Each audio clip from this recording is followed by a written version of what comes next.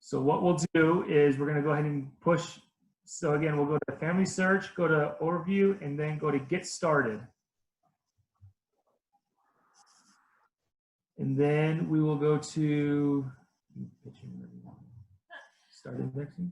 So let's actually go back just a little bit. So let's go to the indexing tab. Overview. Go to Overview. And let's do Learn Oh, More. Learn More. There we go.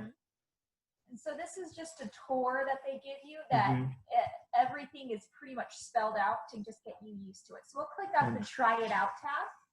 Try it out. Here we go. Here's the Start Tour portion. I'm going to start tour. Okay. So what this is showing us is a record from World War II. And what happens is the church, I realize, has a lot of records they've scanned online, but they need people to take the words written on the records and put them online for everybody to access. And so what we have here is a record from World War II, and we look at the information and we'll put it online. So the first question they ask you is, can this record be indexed? What they're pretty much asking is it legible and was it scanned on well? So if the handwriting is illegible or if it's kind of blocky and it wasn't scanned on well, then we would say no. But the vast majority of records that they have some sort of data. Even if we can just put on a date or a record number, anything that you can take from the paper and add online is beneficial. So most of the time you say yes unless it's completely illegible for some reason. Okay. So now what we'll do is we'll go to yes, will be the first thing you'll click on, and you'll go to next, and then it'll give you all these different information to put in with regards to this record. So given names, we found out, what was the given names, the glitch we found with given names? So the given name, they like you to put the first name and the middle name. Yeah. So for instance, we'll put in Holmes and Quincy.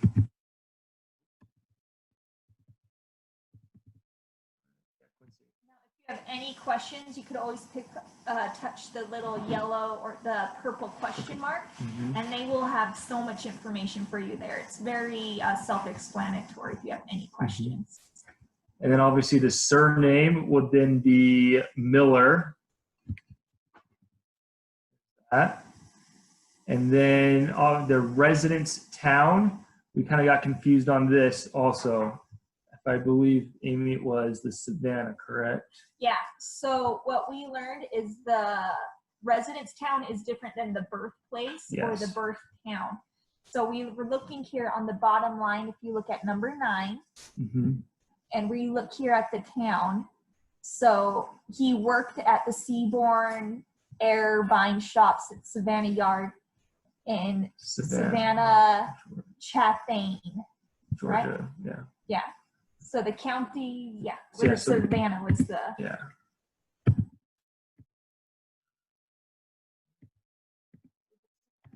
And then, make sure it's spelled correctly. Oops. And just, you can press tab and it'll let you know if you have it incorrect. Yeah, that's interesting. So you go here. Oops. Then if this pops up, that means there's some sort of error. So you maybe want to double check the residence or maybe the spelling. So I need to go back and add an N to this. And then that should be that. And then tab it. Yeah, so that's correct. So we're good. Okay, so the county. Then we find the county, which would be the Chatham. Chatham.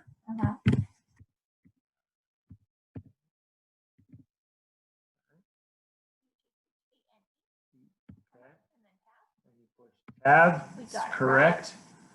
The resident state was Georgia. Oh, it's GA. Yeah, they like you to put whatever is written on the birth or on the certificate is what you put on the computer. Don't add your own spelling or try to fix it.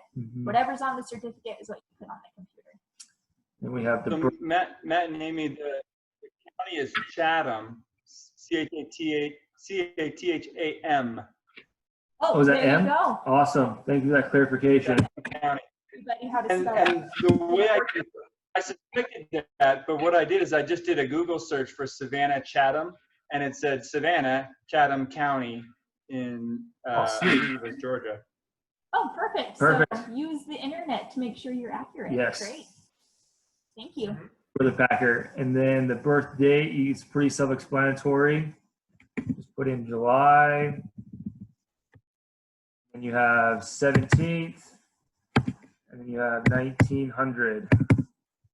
That part's pretty self-explanatory there. And then the birth town and county. Let's see, what was that one? That's there. Spencer. There you go. You have Spencer. And then you have North Carolina.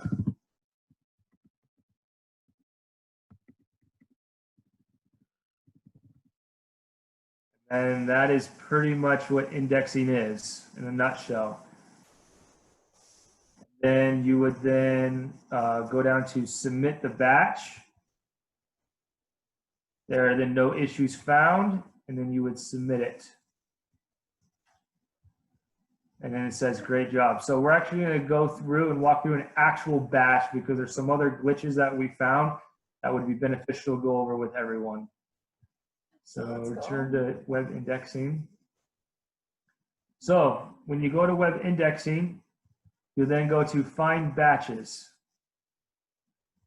So since we're new at this, we're going to try a beginner one. We're going to, yeah, you can try beginner, intermediate, and advanced. So we, this morning, did the beginner, and we went ahead and did this. Let's do this one right here. Just click on that.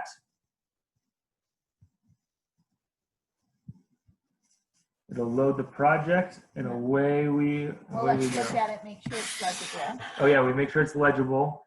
Yes, that looks good. So there's, So then we click on next image, since it is legible. next one that looks legible. That looks legible as well. Looks pretty good.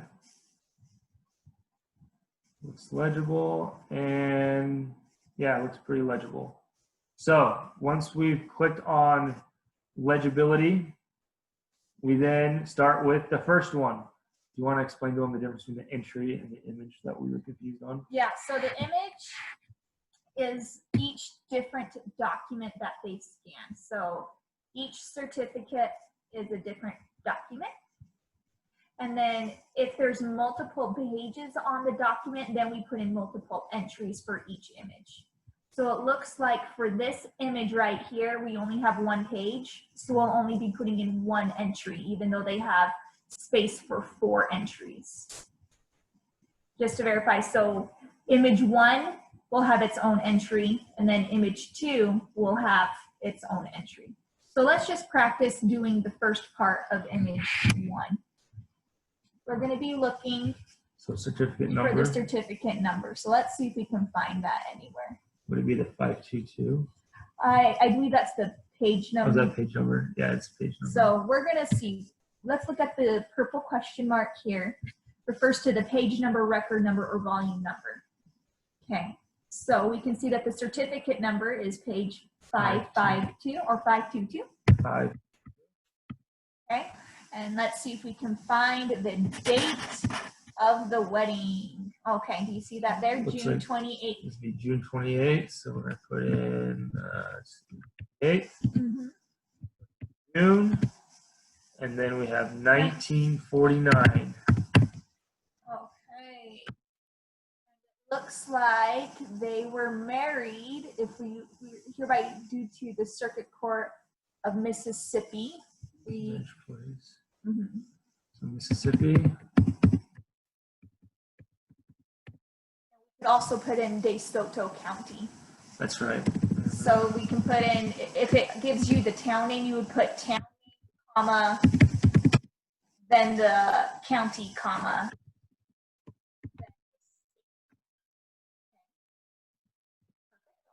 So the given names, I do the male first. Okay. Who can read cursive? Anybody out there?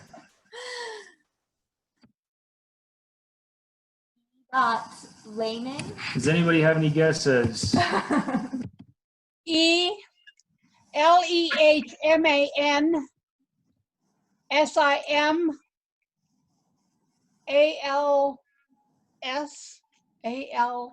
Simalsis.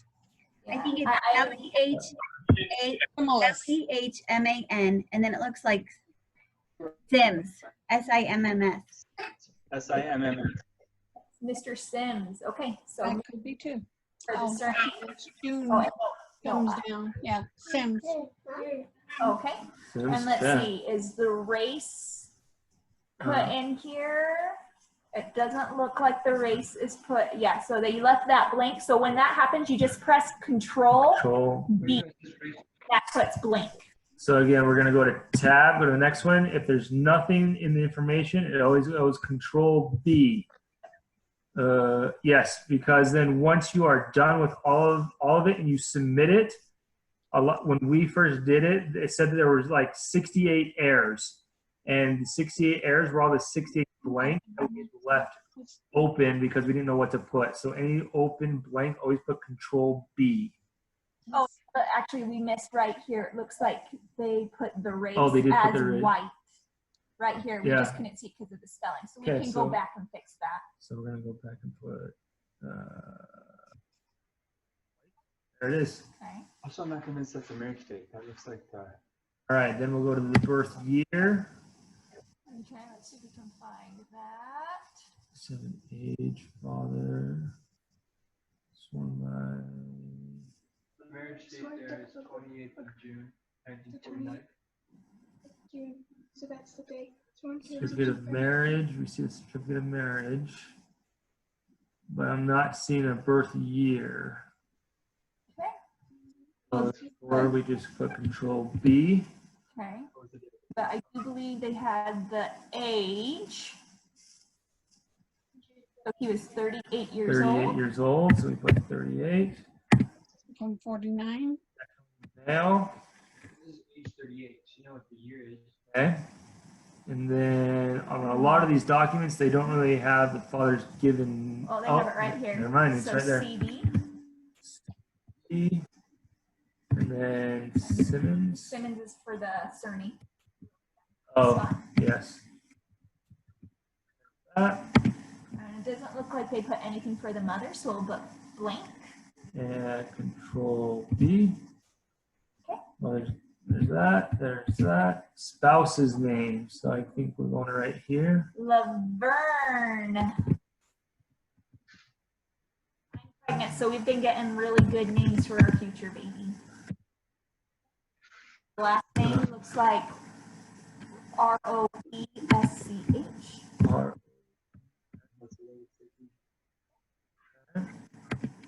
And it doesn't.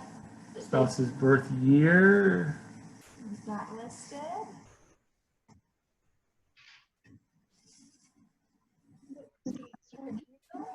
Doesn't look like her birth year, but it looks like she was 18 years old. So I'll put that in there. We're going to go back to this and put Control B.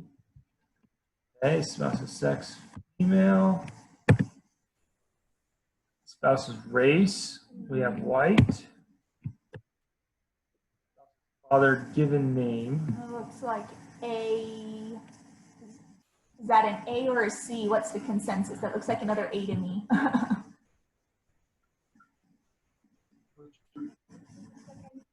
It's not a C. Yeah. Not a C. Okay, good. We're voting for A. Okay, voting All right, we'll go for A. A. And A then period A. It might be a G. Oh, do you think a G? When in doubt, I just choose not to do it. So should we just put A? A. Okay. Yeah. A again. Well, that's what I'm wondering if we should just leave it. They're saying maybe an A or a G. Okay. So when in doubt, I just leave Leave it it blank. Yeah, so I know I'll just put A. Okay. And then for the last name, I would do Roesch. Roesch.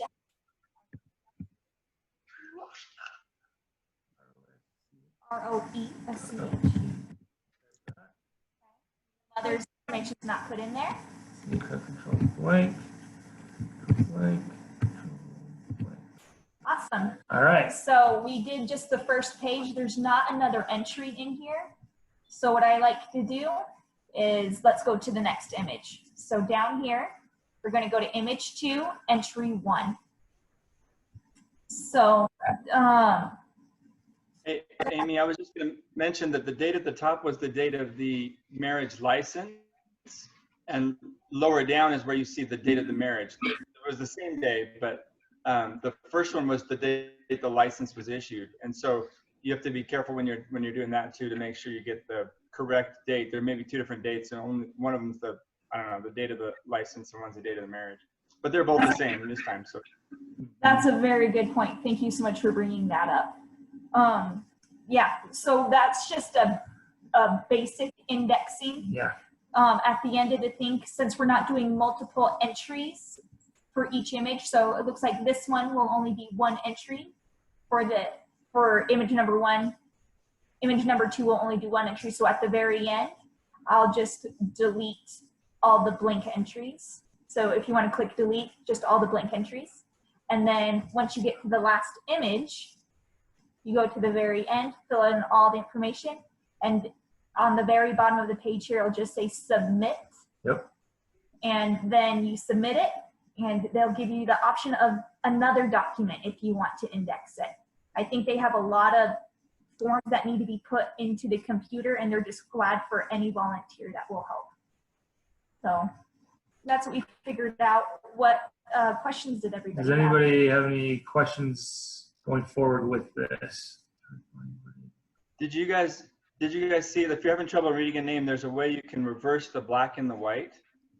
Have you seen that? You want to show us that, if you know where that is? I have not seen that before. Yeah, Do you know show about that, us. Brother Packer? Yeah, those little icons above the below the top bar there. One of those might be a black and white, but right there next to the trash can image, I think. That's the trash can image. You see. Other side, hover over that one right there. Copy text from the same file. I apologize, that's not it. It's possible it got updated or something.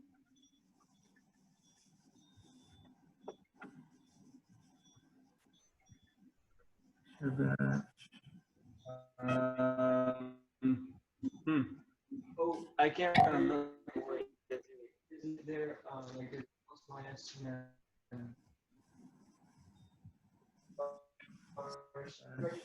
Yeah, I'm not seeing that. Anyway, feature. there's a feature in there. It might be next to the Zoom. Just above the plus minus of the Zoom. Yeah. Oh, Where Oh, the- yeah, that's where Contrast. the Zoom Oh, here we go. is right under the time. adjust image. Left, right, adjust image, invert, or The Invert, bottom one Invert. there. invert. There you go. there we go. Hello. It goes to show that we're still learning stuff too. There you go. So that's another option if things aren't as legible, I guess. Mm-hmm. Yeah. That's pretty neat. I didn't realize that. That's cool. So, all right. So let's go ahead and just kind of retract and start from the beginning so everyone kind of gets an idea. So we'll kind of go back to the beginning. We go to indexing. We go to web indexing. Okay, yep. Mm-hmm. You find a batch. You then click on the batch. And away you go. And then if you want to try again the tutorial that they have, which we found very beneficial, go to overview. And then you can learn more and then try out. And then you can start the tour. So that's kind of how that all works. It was definitely kind of complicated at the beginning, but once you do it once or twice, it definitely gets quite a bit easier. So yeah, that's kind of the basics of indexing. Does anybody have any questions about indexing going forward that we can answer with the hour of time that we spent yesterday trying to figure, or today figuring it out. So it's.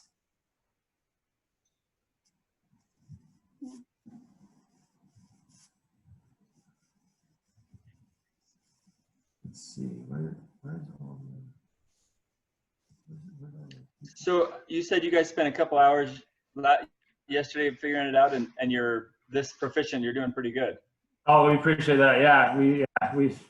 And the church makes it really easy too, because they have the purple question marks everywhere. Mm-hmm. And those are really good. And I just, whenever I'm in doubt, I think, you know what, I'm a volunteer and I'm getting paid in blessings, and Heavenly Father the way. Like, that's how I feel about it. Like, Yeah. I can't get too anxious about it, because I realize I have no special training on it, you know, other than this 5-minute thing. So I think they're just happy to have people who are willing to do it, you know, and that's what it's all about, is just willingness and getting your hands dirty. Absolutely. With that in mind, if there's no other questions, I'd like to turn the time over to Sister Karen and have her share some of her thoughts on family history. Sister Ellis, would you like to share some of your thoughts on family history for us? Okay, can everybody hear me? Because I've unmuted myself. Well, most everybody that's on here knows that I love family history, and I learning about my ancestors and preserving my family memories. I've been doing this on and off since the 1970s, and I can remember filling out books of remembrance by hand in pencil, and all the family group sheets in pencil, and then writing letters to courthouses, viewing microfilms all day, and trying to search for my ancestors. Using the technology of the computer and the internet has made searching much easier. As a convert, I did not know that I had pioneer history, but because Family Search has found some of my pioneer heritage, pioneers, I now can say I have some pioneer ancestors in my mother's line. Also, in writing, in learning how to find the names, dates, and places of where your ancestors lived, writing stories about them is very important. I know we just had a Zoom meeting on writing personal and family histories that was put on by a professor from BYU, and that was very interesting. And I have gleaned a few stories from my ancestors, and some of you may have already heard about them, but I'd like to share a couple of them with you. My paternal great-grandfather, William John Warbrick, was born in 1863 in West Derby, England. This is a little village that's outside of Liverpool. And when he was 4, his father died at age 22. Since his mother had 2 small children, she married pretty quickly. But unfortunately, her second husband did not treat William and his sister Susanna very well. So when William was at age 11 and his sister age 8, their mother made the difficult decision to leave them at the Liverpool sheltering home. They were then sent to Canada under the British Home Children Act. Boys were sent as farmhands and girls as mother's helpers. and they usually stayed with the family until they were 18 years old. Unfortunately, they were separated when they got to Canada and were sent to different families in Nova Scotia. And they never saw each other again. William later migrated to Maine and was married at age 24. He raised 4 children in Minnesota and then in Wisconsin. And he died in Washington State at the age 68. His sister, Savannah, migrated to New Hampshire, married and raised 3 children there. She died in New Hampshire at age 59. Of course, having to learn about their lives and the struggles they went through has helped me to face some of my life difficulties, because my difficulties are not as bad as some of theirs. I also have the story of my maternal great-grandfather, Julius Carl Ferdinand Berger. He was born in 1869 in a small village in Großspiegel-Dromberg, Germany. He came to the US at age 15 with his mother by ship, and they left Hamburg, Germany, and docked in New York. He was married at 21. He had 5 children. 1 daughter lived only a few months. He owned and worked a farm in Lincoln, Kansas, and died at a very young age of 32. Since the Prussia area that he came from in Germany is now Poland, I had written to the National Archives in Warsaw requesting information. Got a reply back. Of course, it was written in Polish. And I had it translated, and it said that the records of the parish were destroyed in the War of 1945. Per his obituary, he had a sister and brother that were still living, but they didn't list their names. So I haven't been able to find out who his siblings are. I haven't found any further records to locate his father. I've even had some professional genealogists do some searching for me, but I know that someday the records will come forth and I will be able to connect back to his posterity. I know where he and his little daughter and his mother are buried. We have visited the cemetery. Their gravestones were made of limestone, so they're pretty weathered. And I did find in 1971 that the Daughters of the American Revolution had gone through this graveyard and had copied the inscriptions. And I found those inscriptions on a microfilm. I had a metal plaque made for each one of the gravestones, and have placed them in front of the gravestones. So we know who was buried there and what their inscription originally was. We need to get the youth excited about searching for their ancestors. I know I get excited about working on family history and sometimes lose track of time. And this can happen with the youth too.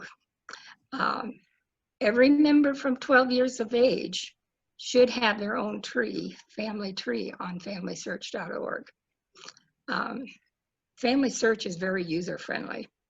And it's important that you add those hints, which are those little blue boxes that you find next to the names, because those are historical documents that prove the information you have, and also can give you some additional data and family members. Of course, through the indexing program, that's how they get those documents as hints. And what is neat is you used to have to search for those hints. Now Family Search finds them for you and lets you know that you may have some possible documents that may belong to your family members.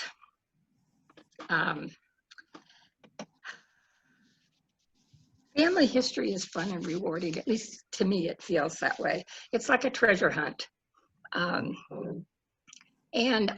also want everybody to, and probably you already realize that we do have free access to some subscription programs through the Family Search partner sites, such as Ancestry, MyHeritage, Find My Past, American Ancestries, and Genenet. I use Ancestry mostly for additional searches, and my husband and I have also submitted DNA to Ancestry and MyHeritage. And so we have both found distant cousins that we can exchange information with. You can also access more subscription sites at the Family History Center in Prescott. I want to challenge each one of you to set a personal goal to prepare as many names as you can and to search out as many ancestors that you have. If you think your family history is done, it never is done, because through the indexing program, there's always more additional documents that can be added to your family history. I think it would be neat if we could continue adding to that family history section on our website, a ward's website, to see how our ward is progressing on adding to the data, you know, adding to our family history, to our trees. It would be kind of neat to just know who's doing it and how much you're doing. I do most of my family history searching on Sundays. I have gotten back into indexing. I did some long time ago when you used how to download a program and then you could work offline, but they've made it a lot easier now to do indexing. I miss working at the Family History Center and look forward to when it opens again. During the closure, they've made some improvements, such as they've got a larger room now and some new computers. So, like I said, I'm looking forward to getting back to volunteering and working at the Family History Center. I kind of miss that, miss working with people. But always remember, I'm always available to help you by phone. So that is a little bit of what I have to say about family history. I hope we can get everybody in the ward excited about doing family history and finding those names of those ancestors that need their work done. And I say this in the name of Jesus Christ, amen. Amen. Thank you so very much, Sister Karen Ellis, for your words of inspiration and your testimony.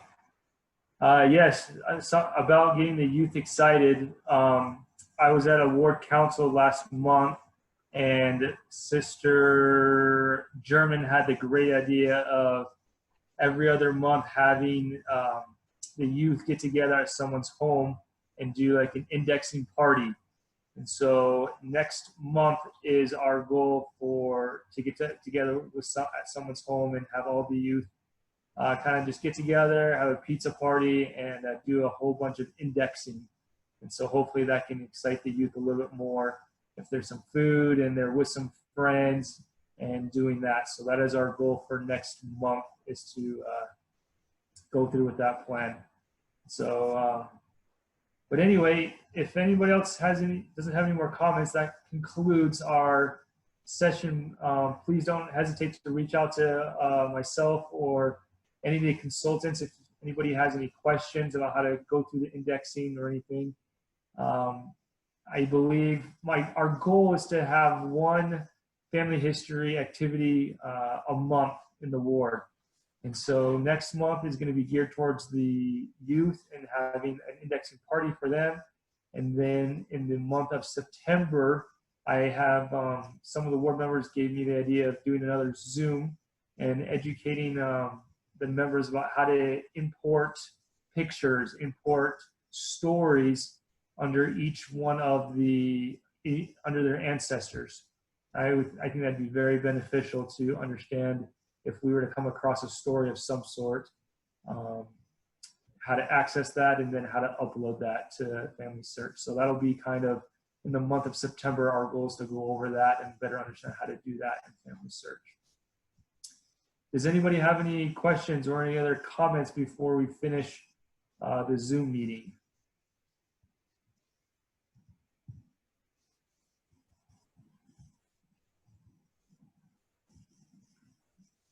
All right. So what we'll go ahead and do, we'll just have a closing prayer. I'll say a quick closing My prayer. wonderful wife will say a quick closing prayer. Our beloved Father in heaven, thank you so much for this wonderful day that we could be here gathered together and learn more about family history and finding more about our ancestors and being able to do temple work during this time. And thank you so much for the technology that allows us to do this day. Let's please continue to have, bless us to have a desire and to help those who pass beyond the veil. And thank you so much for these things. Please continue to small things once again in the name of the Lord and Jesus Christ. Amen.